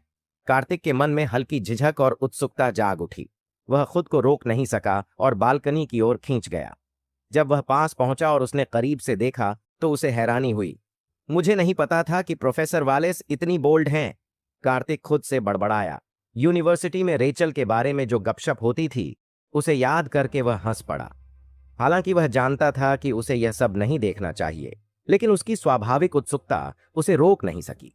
यह गॉसिप जानबूझकर रेचल को बदनाम करने के लिए फैलाया गया था, लेकिन कार्तिक का रेचल के प्रति पॉजिटिव नजरिया था। वह बाहर से थोड़ी स्ट्रिक्ट लगती थी, लेकिन कार्तिक के प्रति दयालु थी। कार्तिक को याद आया कि पिछली बार जब उसने अंजलि की मदद के लिए अपनी ट्यूशन फीस नहीं भरी थी, तब रेचल ने ही उसकी फीस चुपचाप भर दी थी। उसने कभी इसके बारे में बताया नहीं, लेकिन कार्तिक इसका एहसानमंद था। ओ, जाने से पहले कार्तिक ने एक और गहरी सांस ली और बालकनी में लटके उस सेक्सी पारदर्शी अंडरगारमेंट को देखते हुए मुस्कुराया। तभी बाहर से हाई हील्स की आवाजें आने लगीं। Click clack, click clack. आवाज सुनते ही कार्तिक तुरंत बालकनी के कोने में छिप गया। इससे पहले कि वह कुछ समझ पाता, रेचल, जिसने अपने हॉट बॉडी पर एक हिप हगिंग स्कर्ट पहनी हुई थी, दरवाजा खोलकर अंदर आ गई। कार्तिक उसे देखकर हैरान था। वह समझ नहीं पा रहा था कि अब क्या करे। अगर वह अभी बाहर निकला तो रेचल को उस पर शक हो सकता था। उसे पता था कि अगर रेचल को यह सब पता चल गया तो वह खत्म हो जाएगा। इसीलिए उसने गहरी सांस ली, खुद को शांत किया और बालकनी के कोने में छिपा रहा। यह गर्मी सच में जान ले रही है, रेचल ने कहा और अपना हैंडबैग टेबल पर रखकर अपने पैर फैलाने लगी। बालकनी में छिपा कार्तिक मन ही मन प्रार्थना कर रहा था कि रेचल जल्दी से कहीं और चली जाए। ठप ठप। रेचल ने अपनी हील्स उतारी और फर्श पर फेंक दी। इसके बाद वह नंगे पैर रसोई की तरफ बढ़ी। कुछ देर बाद अचानक रेचल की एक चीख सुनाई दी। आ! कार्तिक यह सुनकर चौंक गया। उसने हल्के से बालकनी के कोने से झांक कर देखा कि क्या हुआ है। रेचल के हाथ में कोक का एक कैन था जो अचानक खुल गया था और उसकी टी शर्ट गीली हो गई थी। वह झुंझलाई हुई दिख रही थी। रेचल लिविंग रूम में वापस आई और अपना कोट उतार दिया। कोट के नीचे उसने सफेद रंग का कैमी टॉप पहना हुआ था, जिससे उसकी क्लीवेज साफ नजर आ रही थी। लेकिन अब कैमी टॉप भी कोक से गीला हो चुका था। कार्तिक यह सब देखकर मन ही मन बड़बड़ाया, क्या वो कपड़े बदलने जा रही हैं? जैसे ही यह ख्याल उसके दिमाग में आया, उसने देखा कि रेचल ने अपने टॉप के पीछे के बटन खोलने शुरू कर दिए। वह वहीं जम गया। उसे समझ नहीं आ रहा था कि क्या करे। अगर वह अभी बाहर निकला तो यह समझाना मुश्किल होगा कि वह बालकनी में क्यों छिपा हुआ था। लेकिन अगर वह बाहर नहीं आता और रेचल ने कपड़े बदल दिए तो। कार्तिक इस उलझन में था। उसका दिल तेजी से धड़कने लगा। उसने अनजाने में लिविंग रूम की ओर देखा। तभी लिविंग रूम से एक खड़खड़ाहट की आवाज आई। यह साफ था कि रेचल ने अपना कैमी टॉप उतार दिया था। कार्तिक ने घबराकर अपनी सांसें रोक लीं और मन ही मन सोचने लगा, अब क्या करूं? रेचल के कंधों से सफेद कैमी टॉप धीरे धीरे नीचे खिसकने लगा। उसकी बेदाग त्वचा चमक रही थी। उसका चेहरा बहुत ही अट्रैक्टिव था और शरीर एकदम परफेक्ट। उसकी छाती उसकी लाल ब्रा से बाहर निकलती हुई दिख रही थी। कार्तिक यह सब देखकर चौंक गया। उसकी सांसें तेज हो गईं। यह पहली बार था जब उसने किसी लड़की को इतने करीब से देखा था। रेचल तो सच में अप्सरा जैसी लग रही थी। उसका दिल इतनी जोर से धड़क रहा था जैसे बाहर आ जाएगा। अंजलि के साथ बिताए पिछले 6 महीनों में वह उसे हमेशा थोड़ा डाउन ट्रीट करती थी। दोनों के बीच का सबसे क्लोज मूवमेंट सिर्फ हाथ पकड़ने तक था। उसे कभी चूमना तो दूर, उसके सामने कपड़े बदलते हुए देखना तो एक सपने जैसा था। कैमी टॉप हटाने के बाद रेचल ने जब अपनी ब्रा पर दाग देखे तो उसकी भौहें सिकुड़ गईं। वह जल्दी से बेडरूम में भागी, अलमारी खोली और नए कपड़े निकाले। फिर वह वापस लिविंग रूम में आई। कार्तिक को यह देखकर और हैरानी हुई। उसने सोचा, क्या वह लिविंग रूम में ही कपड़े बदलेगी? रेचल सोफे पर बैठी और ब्रा खोलने के लिए हाथ पीछे ले गई। जैसे ही ब्रा नीचे गिरी, कार्तिक की धड़कनें और तेज हो गईं। उसकी छाती अब पूरी तरह से खुल चुकी थी। कार्तिक वहीं जड़वत खड़ा रहा। ब्रा बदलने के बाद रेचल ने एक छोटी स्कर्ट उठाई। उसने शीशे में खुद को देखा, स्कर्ट को होल्ड किया और चेक किया कि यह सही लग रही है या नहीं। फिर उसने स्कर्ट पहन ली। रेचल को ऐसी शॉर्ट स्कर्ट्स पहनना बहुत पसंद था। वह अक्सर इन्हें क्लास में पहनती थी। उसकी स्कर्ट्स के साथ लंबे पैरों पर नजरें रुक जाती थीं। ये सब उसके फिगर को परफेक्टली कॉम्प्लीमेंट करता था। शॉर्ट स्कर्ट पहनने के बाद उसने एक टी शर्ट और हाई हील्स पहने। कार्तिक ने राहत की सांस ली। उसने सोचा कि अब वह जा रही है। लेकिन जैसे ही रेचल दरवाजे के पास पहुंची, उसकी नजर अचानक लिविंग रूम में रखे बड़े बक्से पर गई। उसने रुककर बालकनी की ओर देखा, फिर अपने ऊंची एड़ी के जूतों में चलते हुए बालकनी की तरफ बढ़ी। शिट! कार्तिक का दिल तेजी से धड़कने लगा। उसने देखा कि रेचल उसकी ओर बढ़ रही है। बालकनी में छुपने की और कोई जगह नहीं थी। Click clack, click clack. Rachel के कदम जैसे जैसे करीब आते गए, कार्तिक के माथे पर पसीना आ गया। कार्तिक ने झिझकते हुए आखिरकार खुद को बाहर कर दिया। प्रोफेसर वालेस, उसने घबराते हुए कहा। कार्तिक! रेचल उसे देखकर चौंक गई। आप वापस आ गईं, प्रोफेसर। कार्तिक ने खुद को शांत दिखाने की कोशिश की। तुम बालकनी में क्या कर रहे थे और तुम अंदर कब आए? रेचल थोड़ी असहज हो गई। उसे याद आया कि उसने लिविंग रूम में अपने कपड़े बदले थे। आपने ही मुझसे सामान उठाने को कहा था, प्रोफेसर। मुझे लगा आप यहीं होंगी। मैंने सामान अंदर रखा और आपका इंतजार करने लगा। रेचल ने गहरी सांस ली। ओह, ठीक है, लेकिन अगली बार बिना मेरी परमिशन के अंदर मत आना। जी, समझ गया, कार्तिक ने कहा और तेजी से बाहर निकल गया। जब मैं अंदर आया तो मैंने बालकनी पर एक कॉकरोच देखा और उसे तुम्हारे लिए मारने की कोशिश की, लेकिन वह भागने में कामयाब हो गया, कार्तिक ने हड़बड़ाते हुए कहा। उसका चेहरा शर्म से लाल हो गया। रेचल ने उसे संदेह भरी नजरों से देखा। कार्तिक, क्या तुम्हें लगता है कि मैं इस बहाने पर विश्वास करूंगी? मैं सच कह रहा हूं, प्रोफेसर वालेस, कार्तिक ने फिर से सफाई दी। रेचल ने भौहें चढ़ाते हुए कहा, तुम मुझसे बेहतर जानते हो कि तुम बालकनी में छुपे हुए थे और अभी अभी मुझे देख रहे थे। ना नहीं, मैंने कुछ नहीं देखा, प्रोफेसर वालेस। क्या आपने अपने कपड़े बदले? कार्तिक ने हड़बड़ाते हुए अपना सिर जोर से हिलाया। कार्तिक की घबराहट भरी मुस्कान देखकर रेचल अपनी हंसी रोक नहीं पाई। कार्तिक, अगर तुमने आज सच नहीं बताया तो मैं देखती हूं कि तुम्हें कैसे सजा दूंगी। मैंने सचमुच कुछ नहीं देखा, कार्तिक ने दांत भींचते हुए कहा। क्या तुम्हें यकीन है कि तुमने कुछ नहीं देखा? बिल्कुल, उसने तेजी से सिर हिलाया। अब जबकि रेचल ने उसे पकड़ ही लिया था तो वह अंत तक इनकार करने के मूड में था। ठीक है, रेचल ने हल्की मुस्कान के साथ कहा। उसकी आंखों में शक साफ झलक रहा था। मुझे उम्मीद है कि भविष्य में ऐसा दोबारा नहीं होगा। जरूर जरूर, कार्तिक ने तुरंत हामी भरी। अब तुम जा सकते हो, रेचल ने हाथ से इशारा करते हुए कहा। वह थोड़ी असहाय दिख रही थी, जैसे मान चुकी हो कि वह कार्तिक से सच नहीं उगलवा पाएगी। ठीक है, अलविदा प्रोफेसर वालेस, कार्तिक ने राहत की सांस लेते हुए कहा और जल्दी से कमरे से बाहर जाने लगा। वैसे कार्तिक, रेचल ने अचानक पीछे से पुकारा। कार्तिक रुक गया। उसने धीरे से पीछे मुड़कर देखा। क्या मैं आपकी मदद कर सकता हूं प्रोफेसर? रेचल ने अपनी ऊंची एड़ी के जूते पहने और उसकी ओर बढ़ी। वह उसे सिर से पैर तक ध्यान से देखने लगी। अपनी ऊंचाई और हील्स के चलते वह कार्तिक से थोड़ी ऊंची हो गई थी। अब कार्तिक रेचल के बेहद करीब था। वह उसकी अनोखी खुशबू को साफ महसूस कर सकता था। क्या तुम्हें लगता है कि मैं अच्छी दिख रही हूं कार्तिक? रेचल ने अपने होठों को थोड़ा सा खोलकर पूछा। उसकी आवाज में एक मोहक लहजा था। कार्तिक पूरी तरह से सन्न खड़ा रह गया। उसे समझ नहीं आ रहा था कि क्या जवाब दे। कुछ तो बोलो, क्या तुम्हें लगता है कि मैं अच्छी दिखती हूं? रेचल ने उसे और गहराई से देखा। कार्तिक ने गहरी सांस ली और धीरे से फुसफुसाया।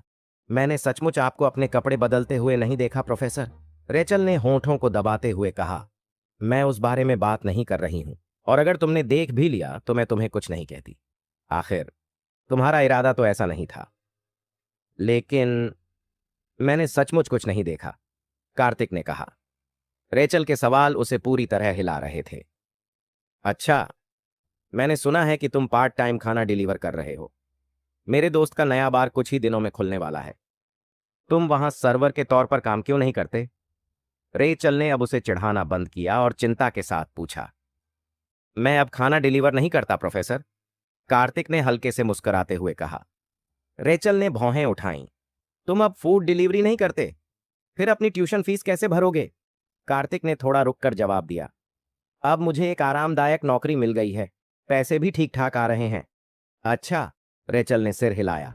लेकिन मेरे दोस्त का नया बार खुल रहा है, उसे अर्जेंटली स्टाफ चाहिए। तुम उसकी थोड़ी मदद कर सकते हो, बस एक हफ्ते के लिए। प्रोफेसर, कार्तिक थोड़ा असहज महसूस कर रहा था। रेचल ने हल्की मुस्कान के साथ कहा, अगर तुमने मदद नहीं की तो मुझे तुम्हें परेशान करने का पूरा हक है। कार्तिक ने सिर हिलाते हुए कहा, मैंने आपको परेशान किया ही नहीं है प्रोफेसर, तुम्हें सब पता है। रेचल ने चुटकी ली। कार्तिक थोड़ा सोच में पड़ गया और फिर हार मानते हुए बोला, ठीक है, आपकी मदद कर दूंगा, बस एक एहसान समझकर। रेचल ने अचानक चौंक कर पूछा, तुमने मुझे कपड़े बदलते हुए देखा था, है ना? नहीं, बिल्कुल नहीं, कार्तिक ने झेंपते हुए सफाई दी। लेकिन सच तो यह था कि वह घटना उसके दिमाग में अटकी हुई थी। कार्तिक कुछ देर बाद रेचल के कमरे से निकल गया, लेकिन रेचल की छवि अब भी उसकी आंखों में बसी हुई थी। उसे यह मानना पड़ा कि वह बेहद आकर्षक थी। रेचल जैसी पर्सनैलिटी अंजलि और मैं से अलग है, उसने सोचा। पिछली बार अंजलि के साथ उसका एक्सपीरियंस बहुत बुरा था। उसने कार्तिक को बस इस्तेमाल किया, और जब कोई और मिल गया तो उसे छोड़ दिया। अब मुझे सोचना पड़ेगा कि मेरी गर्लफ्रेंड कौन हो सकती है, कार्तिक ने अपनी ठुड्डी पर हाथ फेरते हुए खुद से कहा। अगर उसे यह $10 ट्रिलियन की संपत्ति नहीं मिलती तो शायद वह कभी ऐसा सोच भी नहीं पाता। लेकिन अब वह दुनिया का सबसे अमीर इंसान था। उसे लगता था कि पैसे के दम पर कोई भी लड़की उसकी हो सकती है। यूनिस सही ऑप्शन लगती है, उसने सोचा, और उसके मन में अदिति का कर्वी फिगर उभर आया। अब मुझे उसे इंप्रेस करने का तरीका ढूंढना होगा। तभी उसका फोन बजा। हेलो, उसने कॉल उठाई। मिस्टर कार्तिक, क्या आप कल फ्री हैं? दूसरी तरफ से थॉमस ने विनम्र लहजे में पूछा। हाँ, क्यों? मैंने कल सुबह 9 बजे न्यू सेंचुरी रेस्टोरेंट में आपसे मिलने के लिए आपकी मंगेतर से समय तय किया है। आप क्या सोचते हैं? थॉमस ने शांति से कहा। मेरी मंगेतर? कार्तिक ने चौंकते हुए पूछा। हाँ मिस्टर कार्तिक, क्या आप भूल गए? अगर आप भूतपूर्व चेयरमैन की प्रॉपर्टी के वारिस बनना चाहते हैं तो एक शर्त है, आपको मिस साक्षी से शादी करनी होगी, वरना यह पूरी संपत्ति एक चैरिटी फाउंडेशन को दान कर दी जाएगी, थॉमस ने समझाया। ओह हाँ, अब याद आया, कार्तिक ने सिर हिलाया। अभी तो वह यूनिवर्सिटी में गर्लफ्रेंड ढूंढने की प्लानिंग कर रहा था, लेकिन अब उसे लगा कि इसकी कोई जरूरत नहीं थी। साक्षी कैसी दिखती है? उसने उत्सुकता से पूछा। क्यों ना आप कल खुद जाकर देख लें, थॉमस ने मुस्कुराकर कहा। चलिए, कोई बात नहीं। वैसे भी इससे कोई फर्क नहीं पड़ता कि वह कैसी दिखती है। अगर मुझे यह प्रॉपर्टी चाहिए तो शादी तो करनी ही होगी, है ना? कार्तिक ने हल्के से हंसते हुए कहा। बिल्कुल सही, थॉमस ने कहा। और अगर मैं शादी नहीं करता तो मुझे एक पैसा भी नहीं मिलेगा, सही? कार्तिक ने अपनी भौहें चढ़ाते हुए पूछा। बिल्कुल, थॉमस ने कंफर्म किया। कार्तिक के मन में गुस्सा और कंफ्यूजन दोनों था। दादाजी आखिर चाहते क्या हैं? बिना शर्त प्रॉपर्टी दे सकते थे। ये सब ड्रामा क्यों? उसने गहरी सांस ली और कहा, ठीक है, मैं कल आऊंगा। वैसे मिस्टर कार्तिक, एक और बात है, थॉमस ने हल्के स्वर में कहा। और क्या? कार्तिक ने क्यूरियोसिटी से पूछा। साक्षी और उसके परिवार को आपकी असली पहचान नहीं पता। उनके लिए आप अभी भी एक फूड डिलीवरी करने वाले व्यक्ति हैं। आपको अपनी आइडेंटिटी रिवील नहीं करनी है। अगर आप साक्षी से शादी करते हैं तो आपको फिलिप्स परिवार का लिव इन दामाद बनना होगा, थॉमस ने काल्मली कहा। क्या? कार्तिक का मुंह खुला रह गया। तुम मुझसे कह रहे हो कि मैं लिव इन दामाद बनूं? जी हां, मिस्टर कार्तिक। अब से आपको साक्षी के सामने अपनी सच्चाई नहीं बतानी है। और हां, यही एकमात्र रास्ता है, थॉमस ने ठंडे स्वर में कहा।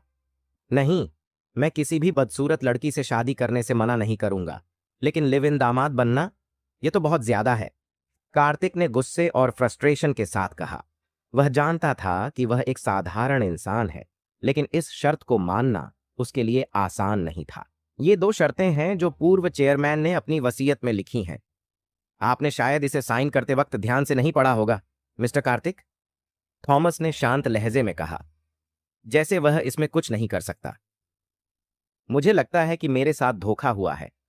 अगर मुझे पता होता कि इसमें इतनी सारी शर्तें हैं तो मैं इस पर साइन ही नहीं करता, कार्तिक ने उदास होकर कहा। तो क्या आप विरासत छोड़ने का सोच रहे हैं, मिस्टर कार्तिक? थॉमस ने थोड़ी हैरानी से पूछा। मैं ऐसा क्यों करूंगा? कार्तिक ने तुरंत अपने शब्द वापस ले लिए।